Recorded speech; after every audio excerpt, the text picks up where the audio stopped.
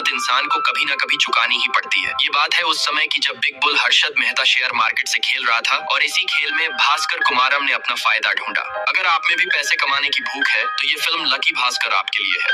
भास्कर सुबह की सैर करने के बाद दूध लेकर घर जा ही रहा था, तभी CBI officer Lakshman Rao and team ने उसे रोका और अपने साथ बैंक ले गए। भास्कर पर बैंक फंड का दुरुपयोग जैसे कई गंभीर आरोप लगे थे। कुछ सीबीआई वाले उसके घर भी पहुंच चुके थे। आज जो हो रहा है उसकी शुरुआत 1989 में ही हो चुकी थी। भास्कर मुंबई की मगधा बैंक में कैशियर का काम करता है और एक खुशमिजाज व्यक्ति है। बैंक के रीजनल मैनेजर हिमांशु ने उसे ज्यादा काम करने के बदले असिस्टेंट रीजनल मैनेजर बनाने का लॉलीपॉप दिया है। वहीं वार्ड मैनेजर नारायण बैंक में देर से आने और जल्दी जाने के लिए मशहूर है। इन्हीं की देखरेख में पैसे निकाले और रखे जाते हैं, पर ये भास्कर पर अंधा भरोसा करते हैं। वहीं बैंक के मुख्य कर्ता धर्ता है जीएम विनोद और एजीएम श्रीकांत। भास्कर अपने काम की वजह से पिछले 3 सालों से बैंक का बेस्ट एम्प्लॉय है। उसका सपना है बैंक द्वारा जब्त की गई मारुति कार को एक दिन अपने घर ले जाना, मगर जिगरी दोस्त सांबा ने याद दिलाया, पहले अपना लोन तो भर दे। उस पर 33,000 का लोन है। सांबा उसी बैंक में प्यून है। वे दोनों सामने कैफे में बैठकर लोगों की मदद भी करते हैं और बदले में कुछ पैसे भी मिल जाते हैं। एक दिन एंथोनी नाम का आदमी 2 लाख के लोन के सिलसिले में भास्कर से बात करने आया, मगर उसके पास रखने के लिए कुछ नहीं था। भास्कर जिस जगह रहता है